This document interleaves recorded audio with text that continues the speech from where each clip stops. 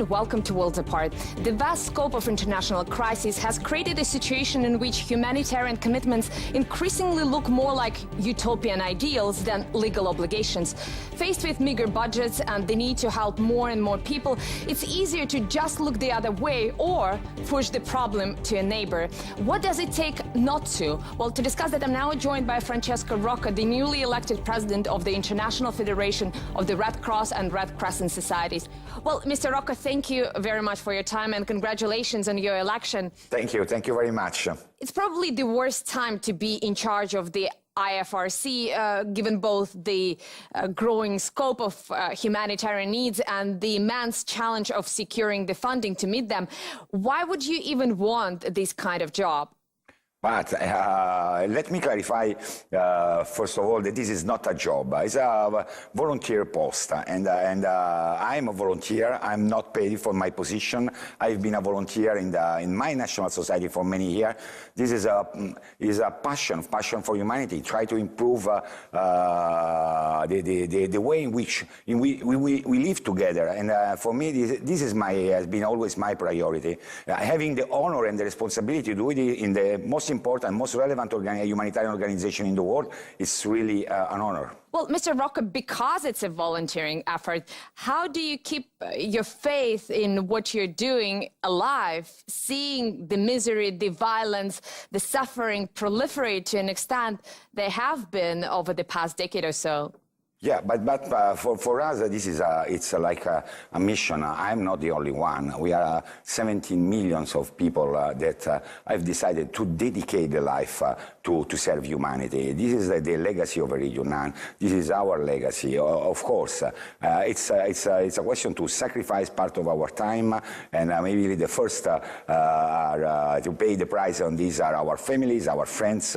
But this is why we have decided to serve in our organization. And the Red Cross, Red Crescent is an organization volunteers-based. For us, the volunteers are the core of our action at local level. And I will do my best to bring the volunteers' voice in every place of the world, because this will be my role in the next 4 years. Now, Mr. Rocca, I know you rely on volunteers, but you also have to work with local actors, including local governments. And I may be too pessimistic, but it's a common view here in Moscow that the so-called international community has no problem coming together to create problems like the ones we observe in the Middle East or North Africa.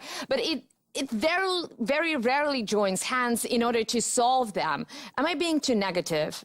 Well, look, if I look at the capacity of the international community and the governments to fix the problem that are causing so many suffering, of course, there is nothing to be optimistic.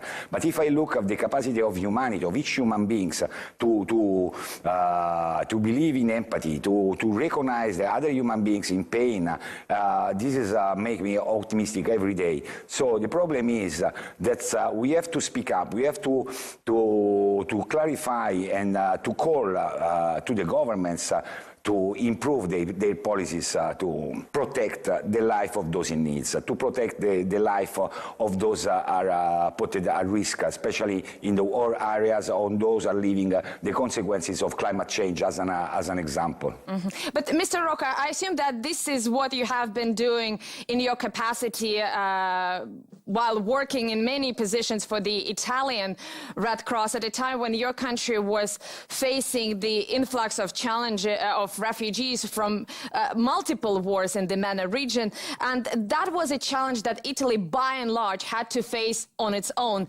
Didn't that experience undermine your faith in solidarity? Look, the experience that I had in this year, of course, is that we found a lot of solidarity at the beginning, but then because the lack of vision of our EU policies created the perfect environment to make the xenophobia and the racism to increase. Because originally this didn't happen in Italy, and there was a lot of solidarity. Then, when the discussion came to better distribute, to reallocate the people, and we found that there was this kind of closure, that the wall were built in few seconds, this has created this phenomena of racism and xenophobia. But if this didn't happen, maybe we couldn't work a bit better in our communities, as has happened for a very long time.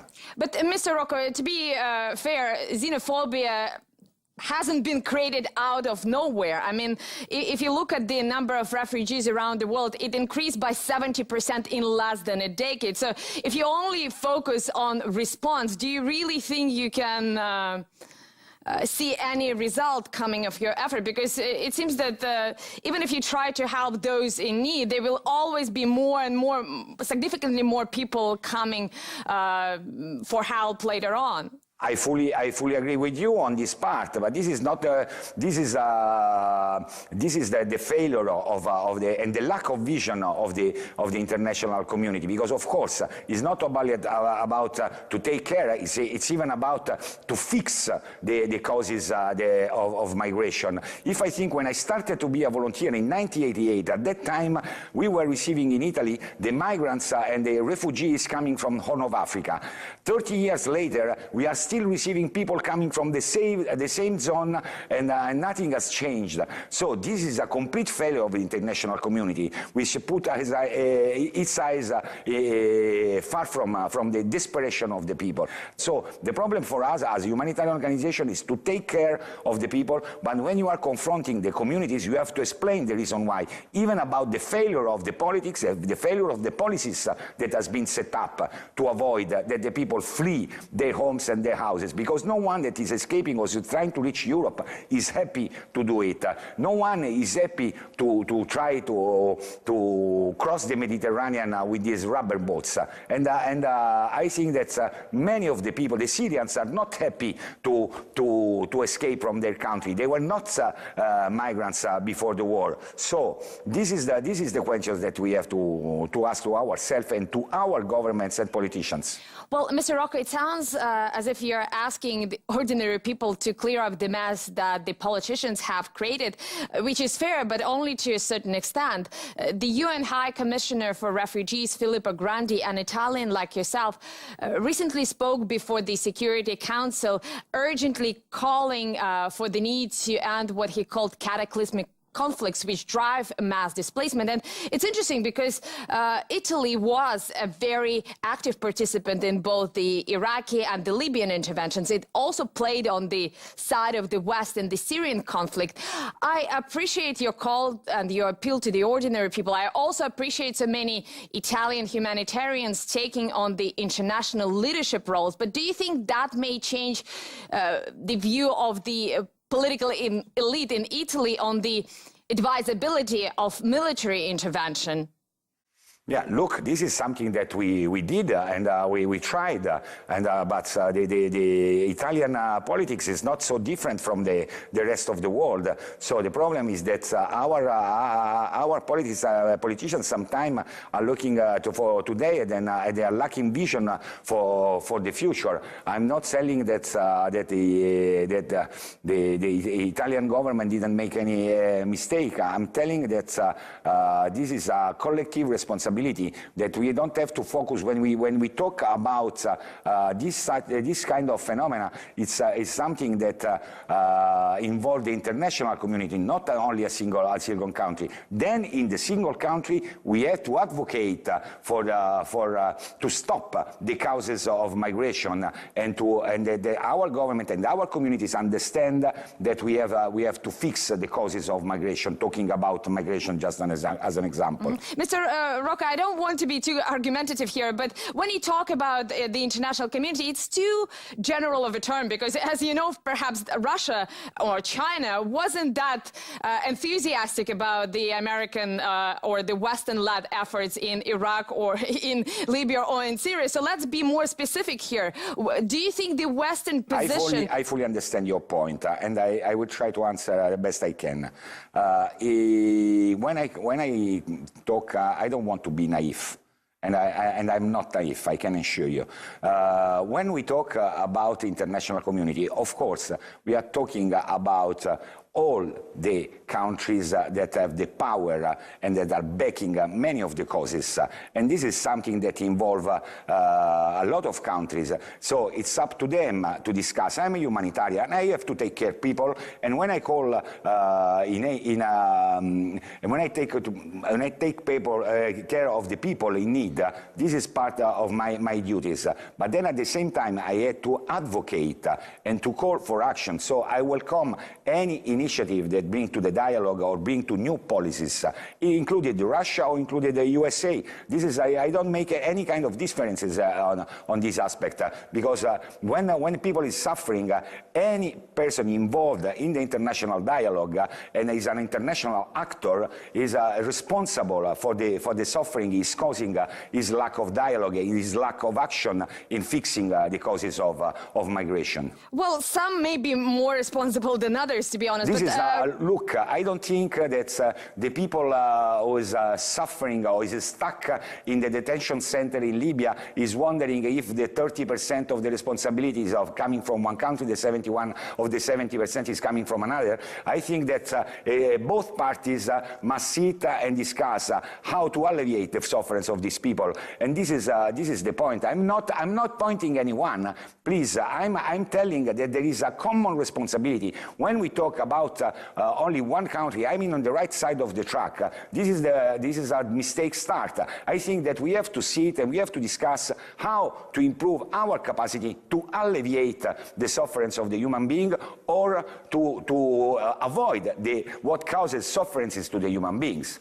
Well, Mr. Rocca, I fully agree with you. My point was that as you consider possible ways of dealing with the current crisis, you should also be aware of the same consequences if you apply the same methods in the future. That's my only point. I think there is a pattern of intervention and living up the consequences for the people on the ground. This is something that surely has to be remedied. And I know that you offered actually a solution for that. You are in favor of creating the so-called legal routes, particularly out of Libya, which you believe would be critical for closing this Mediterranean human smuggling highway. Why do you think this idea is so far met with so little enthusiasm from the countries involved? But look, I was even more clear and more tough in engaging as a president of the Italian Red Cross, in engaging my government on this, just to be very clear.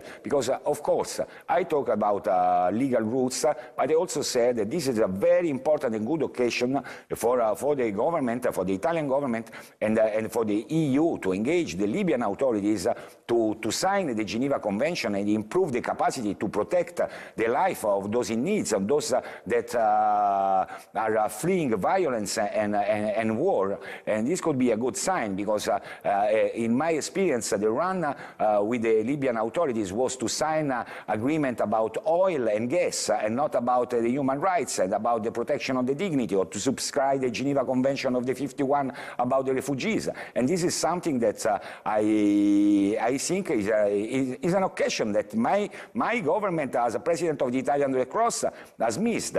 And I spoke out very, very clearly. And of course, if there is someone who's fleeing violence, of course, I speak about and I call for legal routes, because they must be protected. This is my duty. From the day on which I took the office, that means in 2 days I took the office as president of the International Federation, everywhere I will have the opportunity to speak out on behalf of those that they cannot. the most vulnerable. And this will be my need, and we will meet, I hope, in the future, and you will see that I don't make any kind of discount to anyone. Mr. Rocca, speaking about the legal routes, given the uncontrolled power of militia in Libya and the fact that there are already many thousands, if not millions, of migrants and refugees from all over Africa gathered in that country, many of them without proper documentation, why do you believe that the establishment of several processing centers is going to change anything in measurable ways? Look, technically talking, Libya is a country in war. So in this moment, whoever is fleeing Libya cannot be brought back in Libya. So this is a technical point of my point of view. You are talking about the militias, the role of the militias. This is not my role. My role is about the level of human suffering and the convention. And talking about the protection of the people who's fleeing the country, I think that everyone in this moment in a country war is escaping cannot be brought in that country. So, and this was the point that I raised out several times. Honestly, I cannot argue about the militias because I'm not aware about who is making the violence. We know only that there is a lot of violence in this country, but I know, and this is because we have the proof and the evidences. The volunteers of the Italian Red Cross yesterday received 26 bodies of women that died during crossing the Mediterranean. This is unacceptable. We don't want to see any more bodies of people who's fleeing a country in war arriving on the Italian coast. Well, Mr. Rocca, we have to take a short break now, but we will be back in just a few moments. Stay tuned.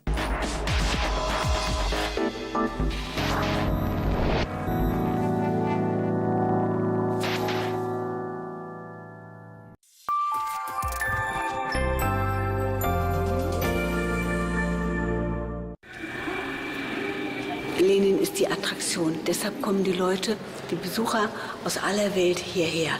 Yes, here comes Lenin. Finally. Lénine, le grand Lénine, a dit ou bien la révolution empêche la guerre, ou bien la guerre provoque la révolution. We have many things in this world, and this is enough for everyone. And why some people want to take everything, all the power, just for themselves? Om egoismen skulle styra världen, det är ju rätt självklart att det går åt helvete.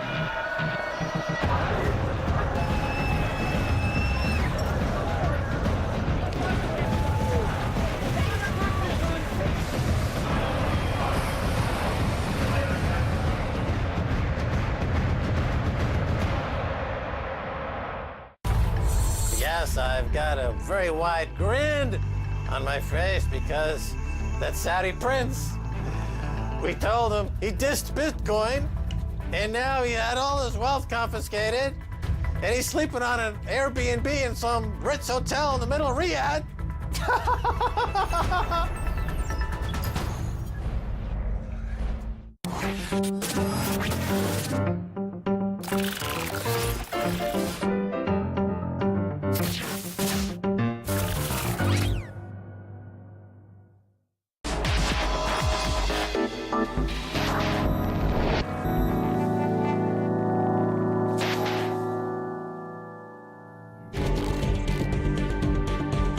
Welcome back to Worlds Apart with Francesco Rocca, president of the International Federation of the Red Cross and the Red Crescent Societies. Mr. Rocca, just before the break, we touched upon the issue of how the European countries should process people from Africa or the Middle East who are knocking on their doors. And I'm going to ask you about this situation in Myanmar later on in the program, but I want to use it as a point of comparison because one of the sticking points in the Myanmar situation is the proof of origin, the demand by the Myanmar government that the refugees provide some sort of documentation to prove that they indeed come from the Rakhine state.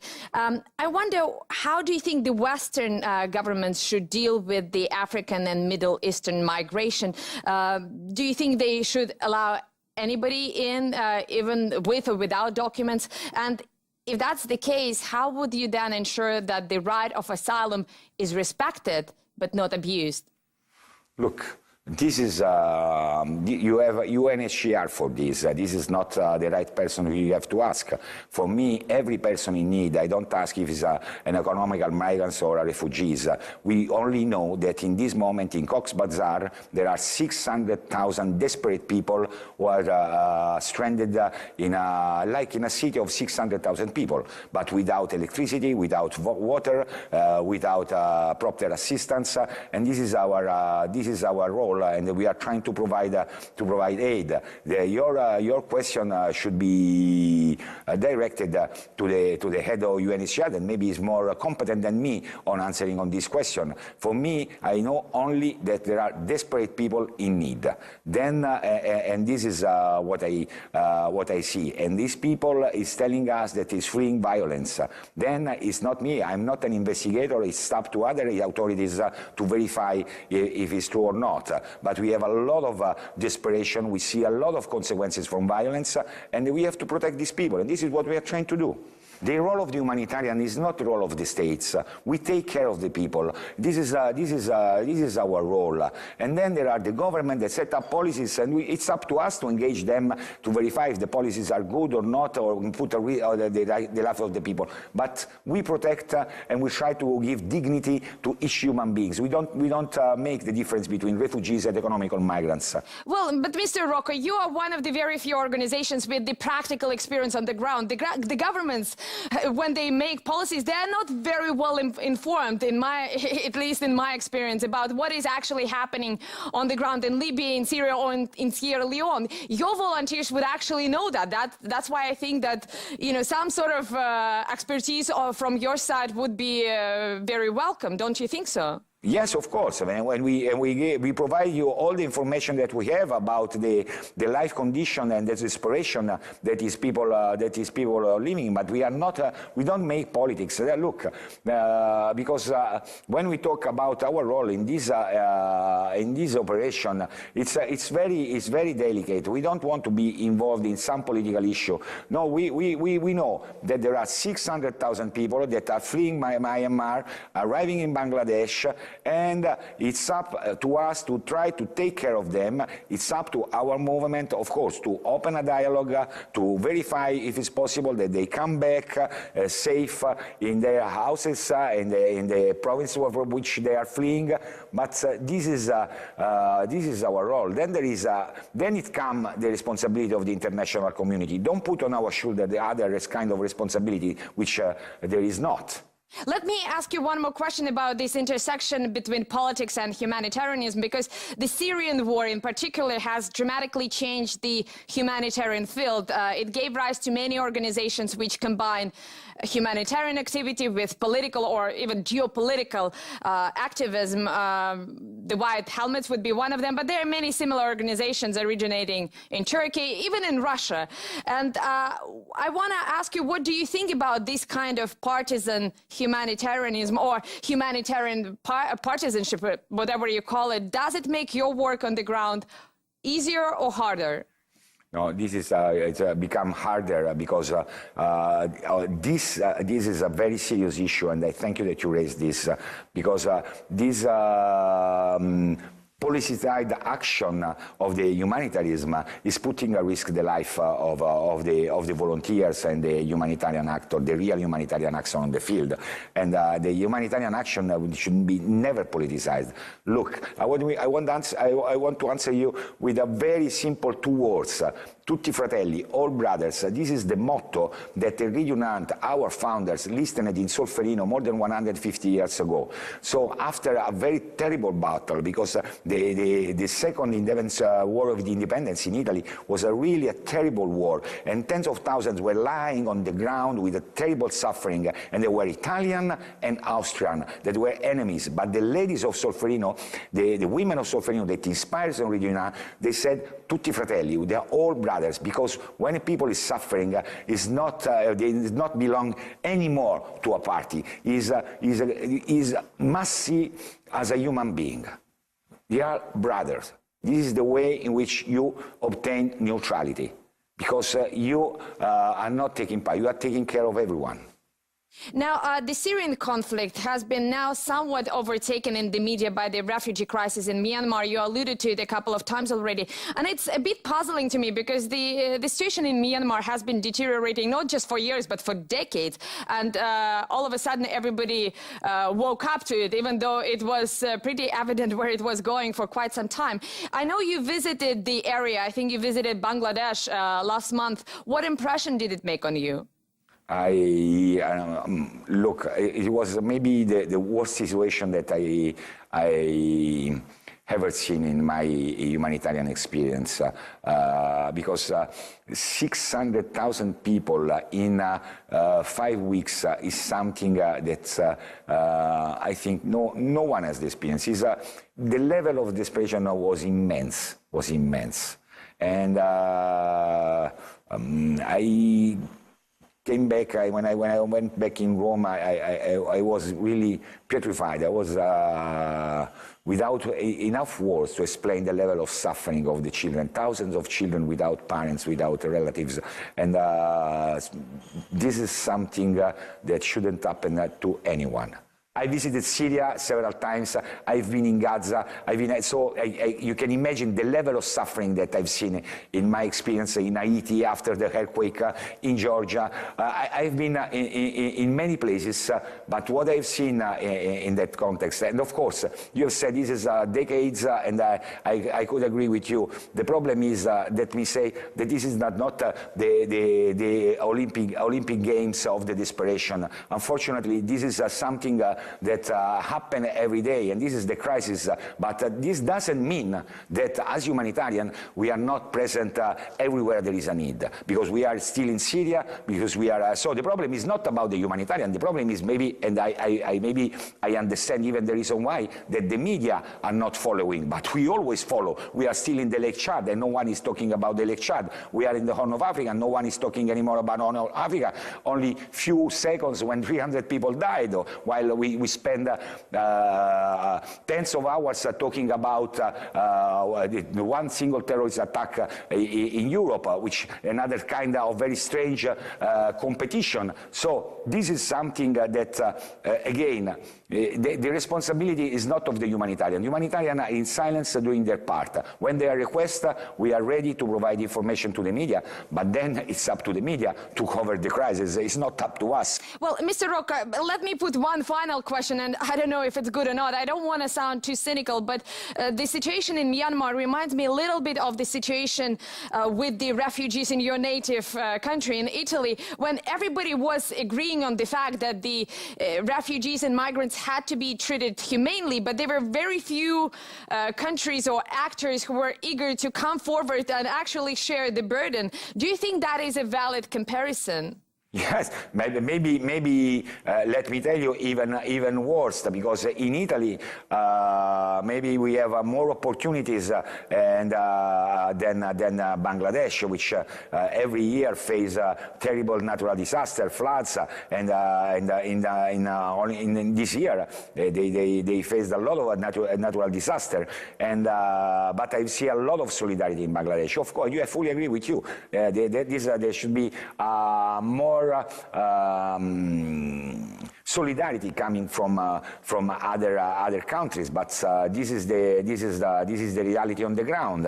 And look, I'm very proud about what I've seen about the role that the Bangladesh Red Crescent, the Bangladesh volunteer, and the Bangladesh people are doing, because there is a level of solidarity, an immense level of solidarity. And so in the part of the world, it's very strange, but in the part of the world where there are more difficulties, you find more solidarity in the luckiest part of the world. Well, Mr. Rocca, I assume you have to end on a positive note, but I still hope that the amount of solidarity would somehow catch up with the extent of needs present there on the ground. Anyway, we have to leave it there. I really appreciate you being with us today. And to our viewers, please share your comments on our Twitter, Facebook, and YouTube pages. And I hope to see you again. Same place, same time, here on Worlds Apart. Thank